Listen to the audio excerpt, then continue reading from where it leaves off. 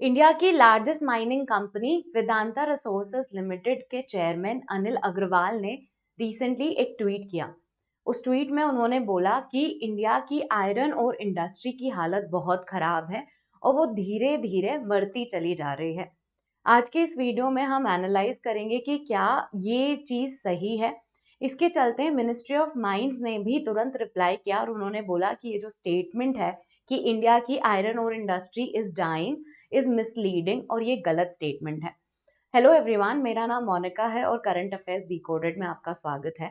आज हम डिस्कस करेंगे वो चैलेंजेस जो आयरन और इंडस्ट्री फेस कर रही है, पर उसके पहले वो चैलेंजेस समझने के लिए हमें पता होना चाहिए कि आयरन और इंडस्ट्री ऑपरेट कैसे करती है, क्या ऑपरेशंस हैं इसके बिहाइंड। So let's begin. हम देखेंगे कि ये जो ओर्स हैं, जितने भी मिनरल्स हैं, ये सब स्टेट और सेंट्रल गवर्नमेंट ओन करते हैं। तो इंडस्ट्रीज कैसे इनकी ओनरशिप अवेल करती है, तो ये ओनरशिप इंडस्ट्रीज को मिलती है through a lease, mining lease बोलते हैं उसे। और ये माइनिंग लीज हासिल करने के लिए एक प्रोसेस डिजाइन है जिसे हम ऑक्शन बोलते हैं। तो पहले हम वो समझेंगे, क्योंकि इस ऑक्शन की प्रोसेस में ही प्रॉब्लम्स छुपी हुई हैं जो अनिल अग्रवाल जी हाईलाइट कर रहे हैं। तो हमें ये माइनिंग लीज ऑब्टेन कैसे कर सकते हैं, इस प्रोसेस को समझना होगा। पहले तो माइनिंग लीज का मतलब जानते हैं। माइनिंग लीज का मतलब है कि आपको एक राइट मिल जाएगा कि आप एक पर्टिकुलर माइन से मिनरल्स एक्सट्रैक्ट कर सकते हैं, आप उस माइन से मिनरल्स निकाल सकते हैं। यही माइनिंग लीज है और इसका टाइम ड्यूरेशन जो है वो गवर्नमेंट कॉन्ट्रैक्ट में डिसाइड कर देती है।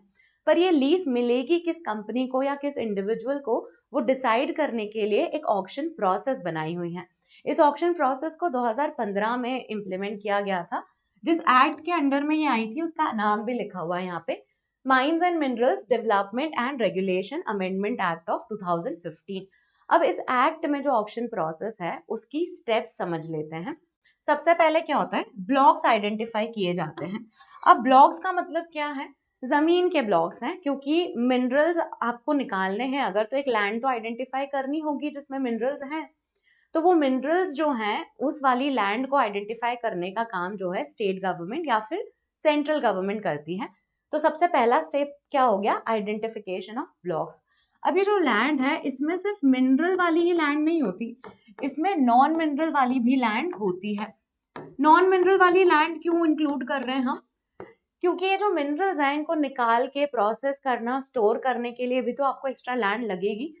तो ये जो है इसमें इंक्लूडेड रहती है। ये ब्लॉक्स जो हैं आइडेंटिफाई करने के बाद सर्वे किया जाता है कि इसमें है कितने तरह के मिनरल्स, कितने टाइप के मिनरल्स इसमें अवेलेबल हैं और कितनी क्वांटिटी में ये अवेलेबल हैं। ये जो सर्वे है ये अगेन स्टेट गवर्नमेंट या सेंट्रल गवर्नमेंट करती है। तो नेक्स्ट स्टेप वही है, डिटेल्ड सर्वे इंक्लूडिंग रेवेन्यू सर्वे, कि इस लैंड से कितना रेवेन्यू हासिल हो सकता है। क्योंकि सरकार को ये जानना जरूरी है कि ये जो लैंड है इसकी कीमत लगाने के लिए कितने मिनरल्स इससे निकल सकते हैं। क्योंकि बाद में हो सकता है कि आपने लैंड बेच दी या फिर लैंड लीज कर दी और फिर रियलाइज हुआ कि उसकी वैल्यू बहुत ज्यादा थी क्योंकि उसमें से बहुत मिनरल्स निकल रहे हैं। तो इसके लिए वो सर्वे करते हैं। फिर नेक्स्ट स्टेप जो है वो है ई ऑक्शन का। ई ऑक्शन मतलब कि ये जो प्रोसेस है कि लैंड किसको लीज पर जाएगी या कौन माइनिंग लीज लेगा इस लैंड के, वो ऑक्शन के थ्रू डिसाइड होती है। और ये ऑक्शन जो है वो ऑनलाइन कंडक्ट होता है, इसीलिए ई ऑक्शन की प्रोसेस है। अब ऑक्शन के लिए आपको क्या लगेंगे, बिडर्स लगते हैं कि कौन कौन लोग इंटरेस्टेड हैं। तो जो भी इंटरेस्टेड लोग हैं उनके एलिजिबिलिटी क्राइटेरिया गवर्नमेंट बता देती है कि ये लोग जो है वो एलिजिबल हैं या ये कंपनीज जो है वो एलिजिबल हैं। और वो कंपनीज अगर अप्लाई करने में इंटरेस्टेड हैं तो वो कर सकती हैं। तो यहाँ से बिडर्स आते हैं और गवर्नमेंट जो है वो एक प्राइस अनाउंस करती है, उसका नाम है रिजर्व प्राइस। रिजर्व प्राइस अगर बहुत ही साधारण भाषा में मैं समझाऊं तो वो एक ऐसी प्राइस है जिससे नीचे लैंड लीज नहीं की जा सकती। ये मिनिमम प्राइस है कि इतना तो बिडर को ऑफर करना ही पड़ेगा। अगर आप इंटरेस्टेड हैं तो इतनी कीमत तो इस माइन की आपको देनी ही पड़ेगी। तो रिजर्व प्राइस जो है वो मिनिमम प्राइस है, इससे ज्यादा ही बढ़ के बिड्स होंगी आगे ऑक्शन के प्रोसेस में। बिड मतलब बोली लगाई जाएगी। ये जो बिड है ये कहाँ हो रहा है, ऑनलाइन प्लेटफॉर्म पे हो रहा है। तो रिजर्व प्राइस क्या है, लोएस्ट प्राइस है, इससे बढ़कर ही डिसाइड होता है लीज का जो कीमत है। फिर क्या होता है, बिडिंग प्रोसेस शुरू हो जाती है क्योंकि बिडर्स ने अपना इंटरेस्ट दिखा दिया, सरकार ने भी रिजर्व प्राइस अनाउंस कर दिया, उसके बाद बिडर्स जो है वो बताते हैं कि वो इस रिजर्व प्राइस से और कितना ऊपर दे सकते हैं। तो जो बिडर्स हैं वो बोली लगाते हैं, उसके साथ में जो प्राइस एक्स्ट्रा ऑफर करते हैं उसे ऑक्शन प्रीमियम कहा जाता है। तो रिजर्व प्राइस के इन एडिशन जो भी अमाउंट है उसे क्या बोला जाता है, ऑक्शन प्रीमियम। ये जो है ये परसेंट के फॉर्म में निकाली जाती है। मैं एग्जाम्पल से समझाती हूँ, आपको समझ में आ जाएगा। रिजर्व प्राइस क्या है, सरकार ने अनाउंस किया कि इससे कम में तो बोली लगानी ही नहीं है। ऑक्शन प्रीमियम क्या होता है, ये बिडर्स ऑफर करते हैं, जो बोली लगाने वाले लोग हैं वो ऑफर करते हैं कि ठीक है हम रिजर्व प्राइस तो दे देंगे, हम आपको उसके साथ में क्या देंगे, फॉर एग्जाम्पल 20% का ऑक्शन प्रीमियम ऑफर कर रहे हैं। 20% का ऑक्शन प्रीमियम ऑफर कर रहे हैं मतलब ये है कि अगर ये आयरन की माइन है तो ये जो आयरन माइन में से आयरन निकलेगा 100 रुपए जितना, उस पे 20 रुपए वो सरकार को दे देंगे, ये ऑक्शन प्रीमियम है। तो हर 100 रुपए का आयरन जितना भी निकल रहा है उसका 20 रुपया जो है वो सरकार को चला जाएगा। तो दैट इज ऑक्शन प्रीमियम। अब क्या हो रहा है ना, अनिल अग्रवाल ने हाईलाइट किया कि आयरन के केस में ये ऑक्शन प्रीमियम 100 से भी ज्यादा है, 100% से भी ज्यादा है। कहने का मतलब ये है कि अगर 100 रुपए का सोना निकल रहा है तो ऑलमोस्ट 120 रुपए तो सरकार को ही देने पड़ रहे हैं। अब ये फायदे का सौदा ऑन सरफेस तो नहीं लग रहा है, क्योंकि 100 रुपए का अगर आयरन निकल रहा है माइन में से, तो उसमें अगर ऑक्शन प्रीमियम 120% का प्रॉमिस कर दिया है किसी बिडर ने, तो उसमें अगर 100 रुपए का आयरन निकल रहा है तो 120 रुपए सरकार को देने पड़ रहे हैं, तो 20 रुपए तो जेब से जा रहे हैं ना। तो हायर ऑक्शन प्रीमियम जो है वो एक प्रॉब्लम है। अब ये हायर ऑक्शन प्रीमियम जो है वो एक्चुअल में इतनी बड़ी भी प्रॉब्लम नहीं है, ये भी हम समझेंगे, क्योंकि ये जो आयरन ओर है इसको company as it is market में नहीं बेच रही है, इसको वो प्रोसेस करके बेच रहे हैं। फॉर एग्जाम्पल आयरन से स्टील बना सकते हैं और स्टील जो है वो मार्केट में बेच सकते हैं, और आपको हर 100 रुपए पे देना है ऑक्शन प्रीमियम।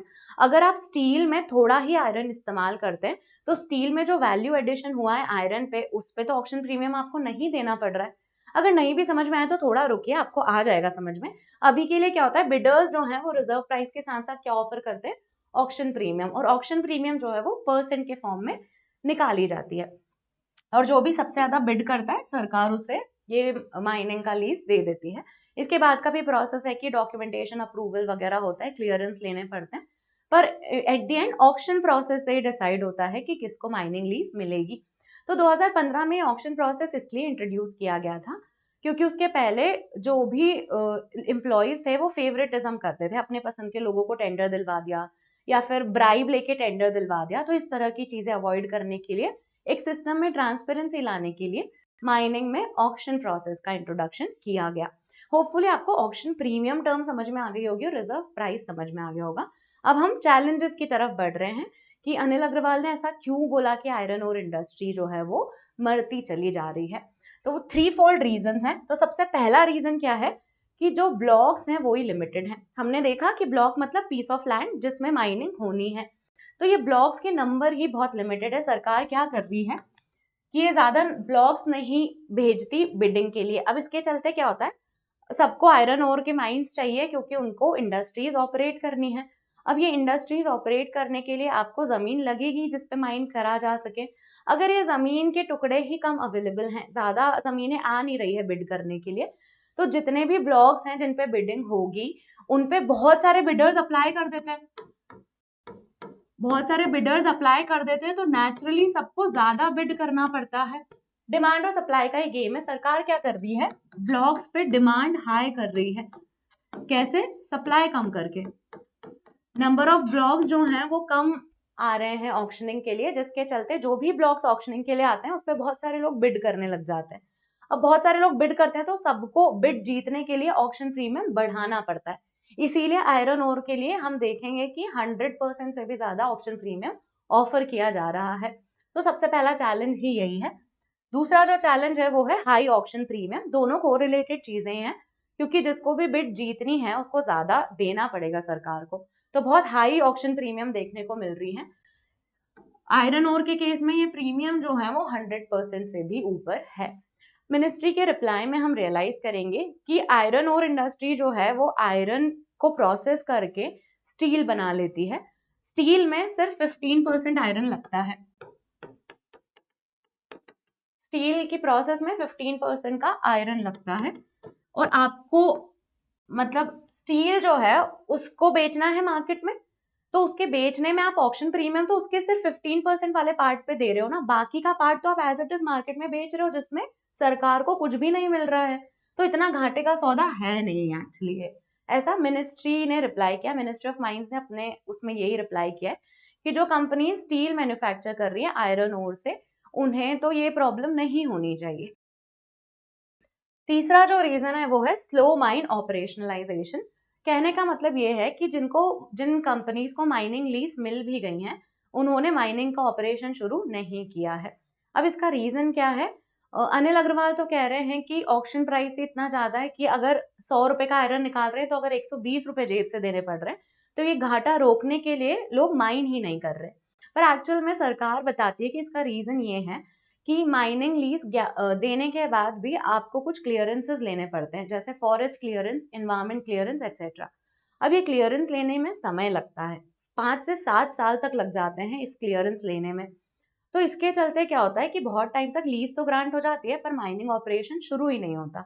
इसीलिए स्लो माइन ऑपरेशनलाइजेशन बोलते हैं कि माइन पे काम ही शुरू नहीं हुआ। तो ये तीसरा रीजन है। हम देखते हैं मिनिस्ट्री क्या रिप्लाई करती है। मिनिस्ट्री सबसे पहले अटैक करते हुए बोलती है कि आयरन ओर की इंडस्ट्री तो अच्छा ही कर रही है, और इस बात का सबूत ये है कि आयरन का इतना प्रोडक्शन हो रहा है इंडिया में कि हम डोमेस्टिक सप्लाई तो मीट कर रहे हैं, हम साथ में एक्सपोर्ट भी कर रहे हैं। तो देखिए यहाँ पे उन्होंने डेटा भी दिया है कि आयरन ओर की कोई शॉर्टेज नहीं है कंट्री में। इनफैक्ट हम 46 मिलियन टन का आयरन ओर एक्सपोर्ट भी कर रहे हैं। तो पहला तो यही बता रहा है कि हमारी आयरन ओर इंडस्ट्री अच्छा खासा प्रोडक्शन कर रही है। दूसरा वो बताते हैं कि हाई ऑक्शन प्रीमियम के चलते इतनी बड़ी प्रॉब्लम नहीं है, क्योंकि स्टील मैन्युफैक्चरर्स क्या करते हैं, अगर वो कैप्टिव माइंस में काम कैप्टिव माइंस है उनकी, कैप्टिव माइंस मतलब ऐसी माइंस जिसका जितना भी आयरन ओर प्रोडक्शन है वो सिर्फ उस कंपनी जिसने माइन लीज करी है उसके लिए ही इस्तेमाल हो सकता है, वो ऐसे का ऐसा मिनरल किसी और को बेच नहीं सकते। तो कैप्टिव माइंस मतलब कि ऐसी माइंस जिसमें जो कंपनी माइनिंग लीज होल्ड करती है वो ही अपना प्रोडक्शन प्रोसेस के लिए वहां के मिनरल्स इस्तेमाल कर सकती है। तो स्टील मैन्युफैक्चरर्स जिनके पास कैप्टिव माइंस हैं वो तो ये ऑक्शन प्रीमियम बहुत आराम से मैनेज कर सकते हैं, क्योंकि स्टील में सिर्फ 15% आयरन लग रहा है और उस 15% पे तो आप ऑक्शन प्रीमियम दे रहे हो, और तो आप दे ही नहीं रहे हो। तो इसीलिए वो ऐसा बोलते हैं कि जो भी वैल्यू एडिशन आप कर रहे हो आयरन में, उस पे तो कुछ भी प्रीमियम नहीं देना पड़ रहा है आपको, तो ये प्रॉब्लम आपको नहीं होनी चाहिए। ये प्रॉब्लम किन कंपनीज को ज्यादा होती है? जो नॉन कैप्टिव माइंस होल्ड करते हैं। नॉन कैप्टिव माइंस मतलब कि ये जो है जो मिनरल निकल के आ रहा है वो हो सकता है ये मार्केट में भी बेचते हो। तो ये मिनिस्ट्री का रिप्लाई था कि आयरन और इंडस्ट्री ठीक कर रही है, इतनी बड़ी प्रॉब्लम नहीं है। और ये जो स्टेटमेंट आप बोल रहे हैं ये मिसलीडिंग है और ये लोअर कॉन्फिडेंस वीक कर रहा है, क्योंकि जो मैन्युफैक्चरिंग इंडस्ट्रीज हैं उनकी बैकबोन होती है आयरन एंड स्टील इंडस्ट्रीज। तो अगर आयरन सेक्टर अच्छा नहीं कर रहा है तो in by that rational industrialisation में भी इतना अच्छा इंडिया नहीं अचीव कर सकता है। तो ये कॉन्फिडेंस वीकन करने की बात है, इतना कोई बड़ा संकट नहीं है। पर हाँ, हमने अभी देखा कि क्लियरेंस लेने में इतना टाइम लग रहा है, तो हम ये चीजें बेटर स्ट्रीमलाइन तो कर ही सकते हैं। तो चीजें इंप्रूव करने का स्कोप है, पर इतना बड़ा संकट अभी आयरन और इंडस्ट्री को नहीं है। So with this we have come to the end of this video. आपको अगर वीडियो अच्छा लगा है तो लाइक शेयर सब्सक्राइब कीजिए चैनल को, and thank you for watching. Thank you.